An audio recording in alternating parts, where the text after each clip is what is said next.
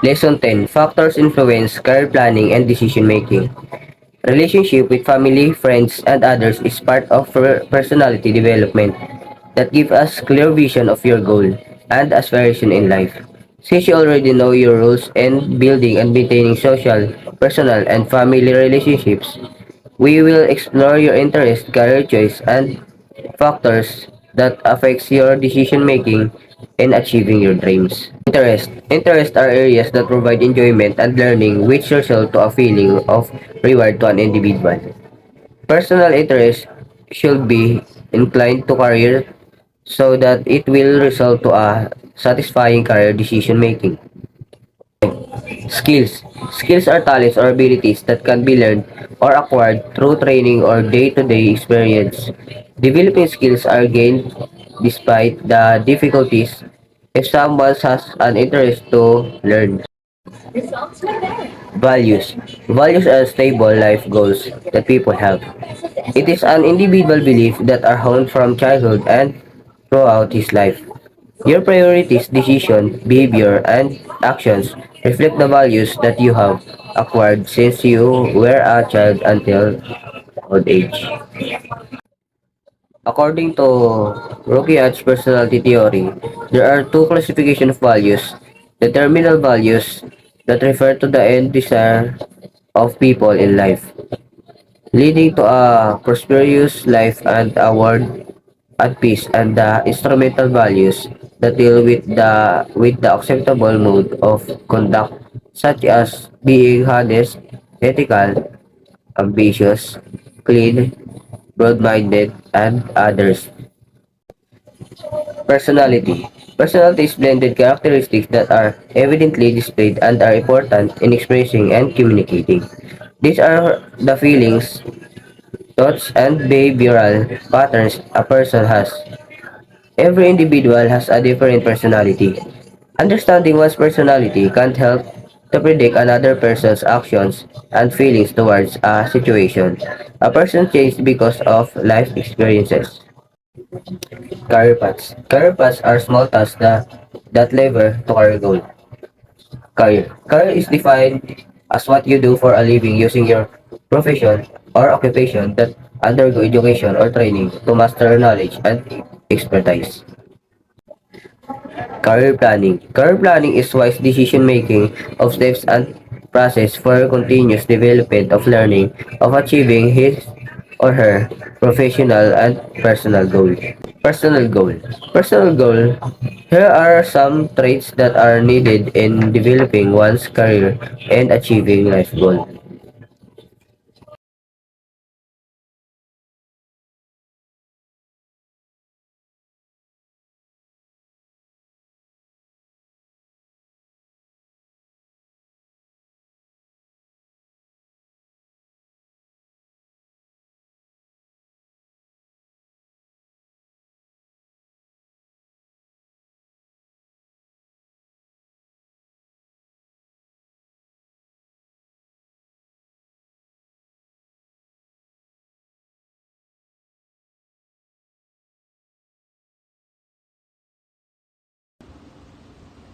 Lesson career option based on career development, concept, and personal life goals.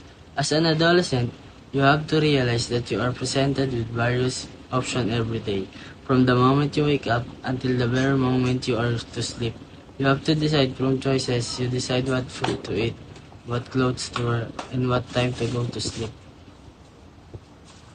Career development concept, Bandura's social cognitive theory. The social cognitive theory of Albert Bandura elaborates self-efficacy, an individual's characteristic where a person platforms in a certain level of work according to his or her confidence to accomplish a task. Super's career development theory. Donald Super's theory postulates that a person undergoes several stages in career development, synthesizing into five super outlines, five developmental stages that occur in the career development of an individual. Growth. Around 4 to 13 years old, children development then Their wants, capacities, behavior, social skills, and general view of the world. Exploration, 14 to 24 years old. People try to find themselves in the world through identifying their hobbies, groups, and experience. In this stage, they identify tentative choices until they reach their permanent occupation. Establishment, 25 to 44 years old. Individuals are set to their appropriate position but still strive for advancement. Maintenance, 45 to 65 years old. People proceed to continual adjustments, challenging themselves to explore to better grounds. They try to update their competencies and innovate ways by which they can approach their field of work. Disengagement. Over 65 years old, people start to disengage themselves from the workforce. They concentrate on retirement, planning, and retirement living.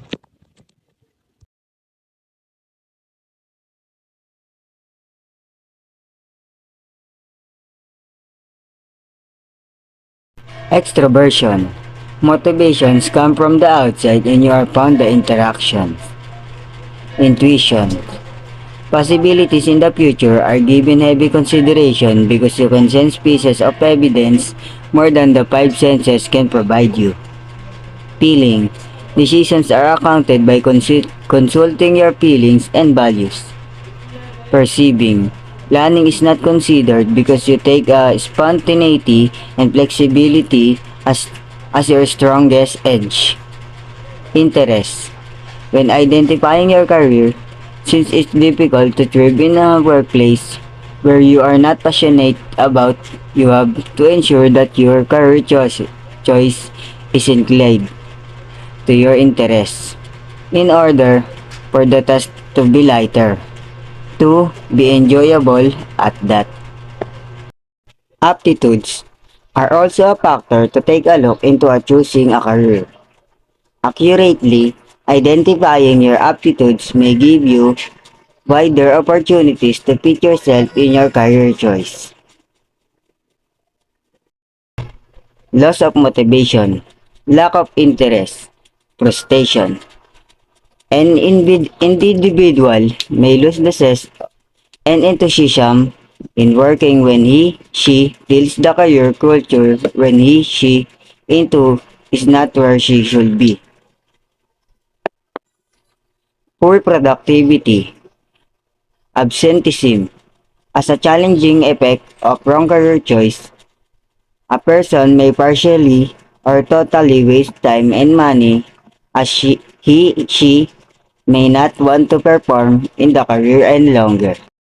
High turnover rates. When a company has failed to assess its employees and motivate them in such a way that they would individually contribute for the growth of the institution. Employees resigning one by one may eventually result to the high turnover rates.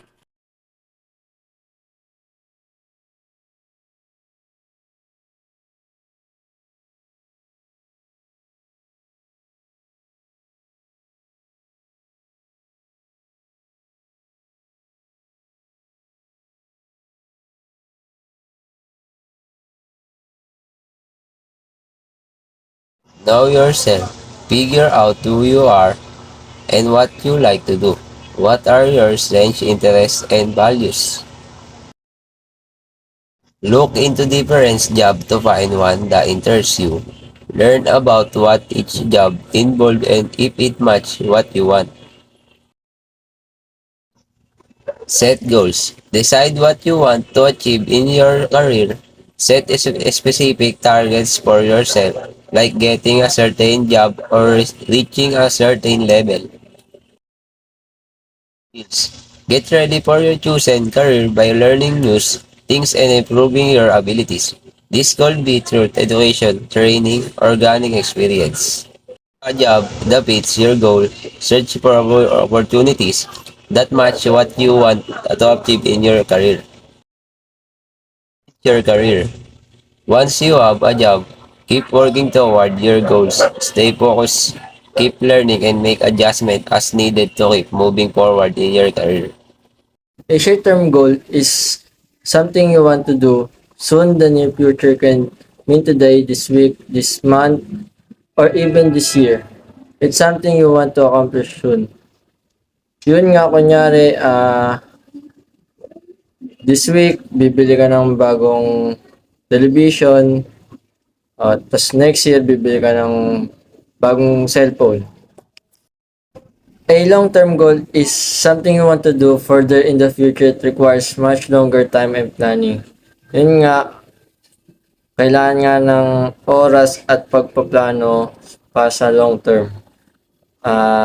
Tulad na lang ng kung wala kang gagawin ngayong linggo o kaya itong taon na to. Write it down. Write down your career plan so that you will remember it and you can track your progress. You are more likely to commit to your plan. This is specific, measurable, achievable, realistic, and timely. And they called SMART. Here's what SMART stands for. Specific. Each goal must be specific, as clearly defined as possible. You can have multiple goals, but each one must be clear. So sa bawat goal mo, sa bawat goal mo, kailangan klaro yung mga parang gagawin, like ganon, etc. Durable. Each goal must also have clearly defined metrics for how it can be measured, either for progress or to end the goal. Achievable. It can be easy to get carried away when setting goals, but goal is ultimately not achievable, which deplete your motivation. Keep goals small and achievable. Relevant. This is the putting some time into plan your goals can pay off. Time bound. Make sure yourself realistic deadlines for each goal and each required step to keep you focused and motivated. 2. Set deadlines. Make one of two goals that you can achieve within a few days or a week. Then make other short-term goals that only take a few months to complete. Over time, you will see how many tasks you have completed and how much closer you are to accomplishing your long-term goals. So, parang may connect sa short-term ka long-term. Yun nga, nabasa ko. So, kailangan bawat goal natin ay may oras o araw na pagtapos nito. Yun lang. Reward yourself. Working toward your goals is a hard work.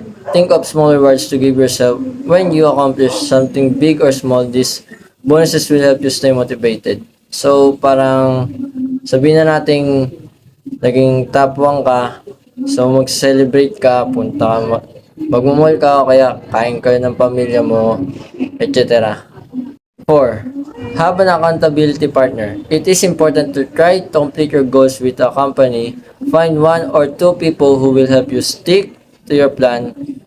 This can be a friend, a job coach, or a supervising agent or correction agent.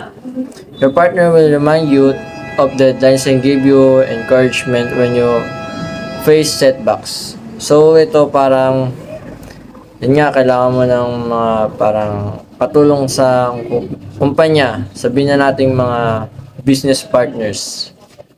Tapos siguro yun nga, business partners.